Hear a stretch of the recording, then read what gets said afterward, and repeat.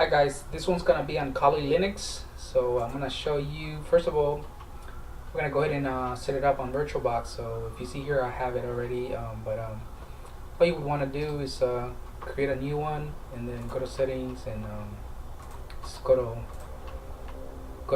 what is it under storage, and then just find it. I'm gonna run it as a live CD. You can go ahead and create a, what do you call it, a hard disk drive, but I don't think that's really necessary because as far as I'm aware, the recommendation for something like Kali Linux is to use it only as a live system, not to install it on your actual drive. But again, that's optional. You can actually install it on your drive if you want. But if you see here, this is gonna be the live system. So this is what you're greeted with. Let me look at the version real quick because I forgot what version it was. I think it's 4.6. Okay, so Kali Linux 4.6 is 64-bit, and of course this is Debian based. So if if you want to install anything, it would be like apt-get install, just like any other Debian distro. So apt-get install, let's say Bluefish, and more than likely actually already root. So there you go. So you can install, remove whatever you want. So if you've used any Debian or Ubuntu or whatever, it's same process. There you go. So only thing about this one is that you're always going to be under root. You can create a user, but it's very complicated, and I think that they want you to use it as root for some reason. So you might want to look into that, and I will show you how to do it on the next video. But this is just going to be a simple review, show you a couple things, and maybe give you a couple hints. I haven't really used Kali Linux in quite a while, actually. Maybe about, I don't know, about a year. And actually I just installed it and I forgot about it. I started messing around with Arch Linux, and after that I moved on. But it's got a ton of different applications in there that you can use, and of course I will not be able to cover them all, but I will just go ahead and just name a couple of them and explain what they do, and on later video I might show you how to use some of the applications. So if you see here, if you go to the menu here and you go under applications, by default the web browser I believe is Firefox. Could be wrong, but let me see. Yeah, it's Firefox. So one thing that I noticed is if you go to tools and add-ons, they didn't put any add-ons. So you might want to add something like AdBlock or whatever. That's what I usually do, put AdBlock in there so I don't get any annoying pop-ups or anything. So, but that's purely optional. So let's see here. Let's go to applications, and you got the terminal here, which looks just like the XFCE terminal. This might be under XFCE. Let me see if we can find that out here. If you go to yeah, it's right here. I bought XFCE, so it's up for the XFCE desktop environment. So let's look through some of the things that we got here. So if you go to settings, you got quite a bit of stuff in here. You got Gparted, you got let me see what this is. Okay, this is for the monitor.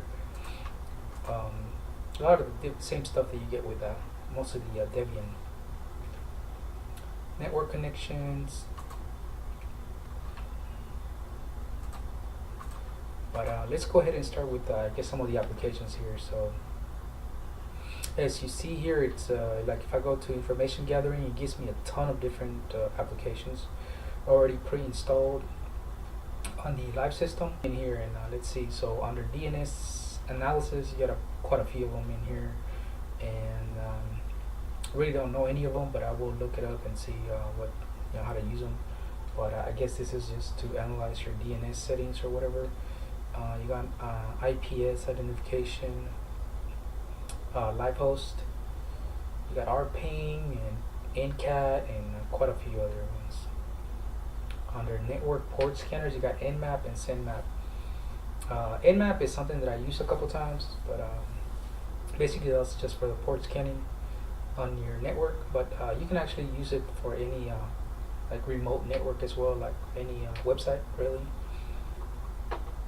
They got SendMap, which is the GUI version here. So for example, if you want to target, geez, I don't know.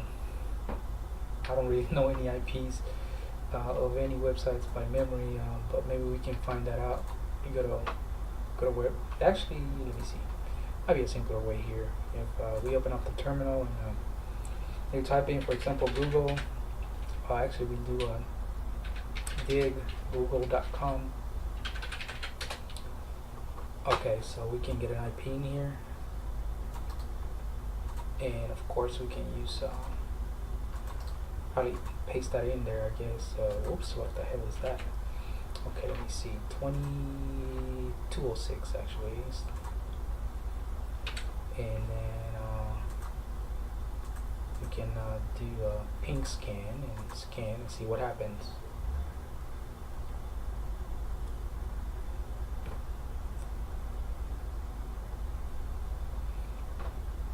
Okay, let's do something else. A quick scan. So basically, this is supposed to look for all the open ports on the network, so or website, whatever you want to call it, server, whatever. So if you see here, it's this is pinging or not pinging, scanning Google. So it gives you the what open ports they have, which is 80 and 443. Which more than likely any other server is gonna have 80, and probably this one also 443. So common open ports. But anyways, I'm not gonna like go into details about this. But that's, you know, I will talk about it maybe in a later tutorial. So let me get back over here. So yeah, you got a ton of them here. You got for live hosting, networks, port scanning, which that's what I was on. And then you got for OSINT analysis, route analysis, SMB analysis, SMTP, ton of different ones, SSL analysis. So you got for vulnerability analysis. I guess if you want to test out your network for some vulnerabilities, you can use this. And see what you can accomplish with it.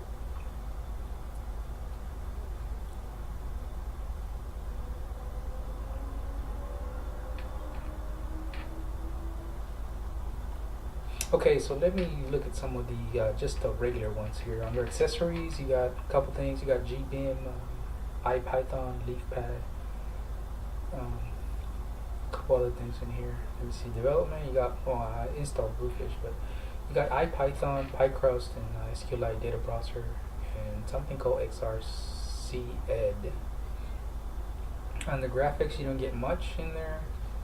You do get a PDF viewer, I guess, XPDF, and then you do get ImageMagick. Under internet, you got EtherCap and a couple other things in here. Wireshark to do the sniffing, and of course Firefox. Under multimedia, just a pulse audio for your volume, for the audio volume. And Office, not much in there. Okay, so one thing you might let's see in here. One thing that I forgot to do. So I'm gonna actually see if I can close this because I forgot. See, let's power it off. See if I restart it.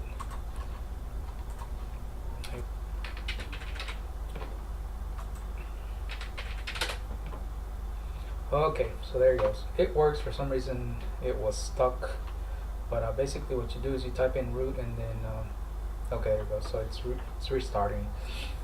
You type in let me go back again and see why it did that. Power it off, because that was actually very strange. Let's do it one more time. Okay, so basically just go to live and then let it boot up.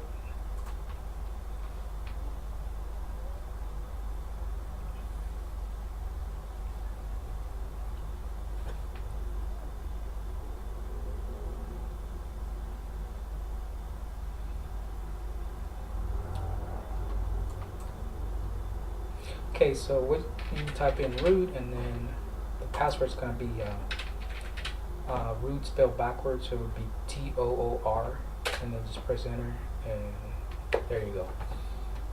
So again, this is something that I had trouble with last time because, of course, I didn't know what the password was, and I kept having issues, So hopefully this will solve any problems that you might be having, especially if it's trying to log in, which should be the easiest thing. But if you don't know what the password is, you're having a hard time. So, all right. So now let me go back and look at a couple things here.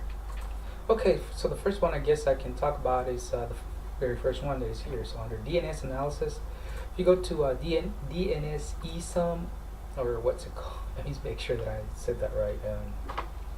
DNS, let me see, DNS enum. So basically what this would be useful for is in case you want to do some domain information gathering of any website. So like you can use that for that.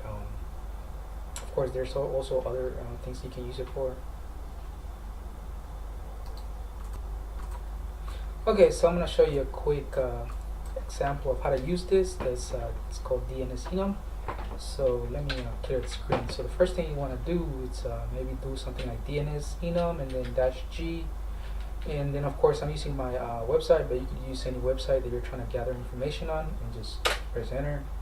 And as you see, there you go, it gives you plenty of details. So if I scroll up here, as you see, it's giving, I guess, the IP address over here, and what do you call it, name server, I guess, for the hosting and all that. Of course, I probably shouldn't be doing this on mine, but I really don't care. I don't really have much in there, so if anybody wants to hack away, go ahead, no big deal. But actually, that's the way you would do it. Of course, you can do it for any website. I wouldn't recommend doing that. You can get in trouble. It's actually a federal crime, so but if you feel lucky or froggy, go for it. And well, actually, I need to take that back. Just only use it for your website, I guess, or for penetration testing. So, but anyways, there's more. If the easiest way to do it is once you let me close this up. Once you click on this DNS enum, go in here and just click on it. It's gonna open up the terminal, and if you scroll up just a little bit, it's gonna give you all the details as far as how to use it. So if you see in here, it says you can't use it for brute force attacks, I believe, but that's, I don't know about that as of right now. Let me see where the here we go. So if you see here, like the -G that I used, it shows you here. It says update using all Google scraping results. If you want to do only reverse lookup results, then you do you replace the -G with the of course the -R, and there we go. So it's not that difficult to figure out how to use this. Basically, if you just read some of the commands in here, it pretty much gives you all the details. If you need some more help or some more examples, you can always open up your browser and just go to any website really. I found this one called hackingloops.com, and they kind of went into details about how to use it. But basically, you can just go online, and there should be quite a few websites here to show you how it's done. So that was DNS enum. I'm having trouble pronouncing it or saying it. Next one will be DNS map. So the easiest way to run this is once you got the terminal open, just type in DNS map and then the website you want to scan. So basically, I'm just gonna use mine, and this one will take a couple, maybe like, I don't know, a minute to give you some information. So don't get discouraged. Of course, this is on VirtualBox, so if you're using it on your actual computer, on your actual computer, or on a USB drive, it might be faster. And error domain is invalid, not valid. That's not sure why that happened. try it one more time.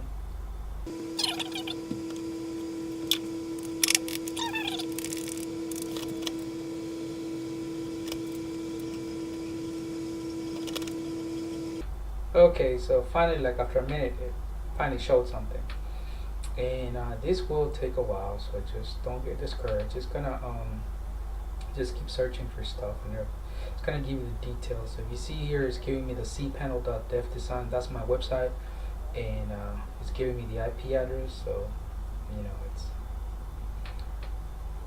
didn't even know that was the IP address. There's the FTP.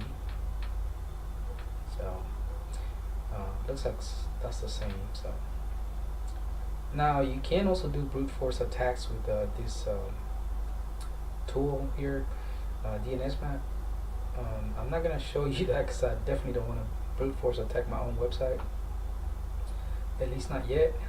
Maybe once I might create a dummy website where I can actually do all the attacks on it. But as of right now, I don't want to do that to my website right now. So, but as you see, it's that's all you gotta do to run this. Now I'm not gonna wait till it's done. I'm just gonna cancel out of there. Okay, so I'm gonna go ahead and wrap it up. This is gonna be just the quick overview of Kali Linux. And if you do have any questions or anything, let me know. Leave me a comment. But also, one thing I'm gonna do is I'm gonna cover top 10 tools that you have in here.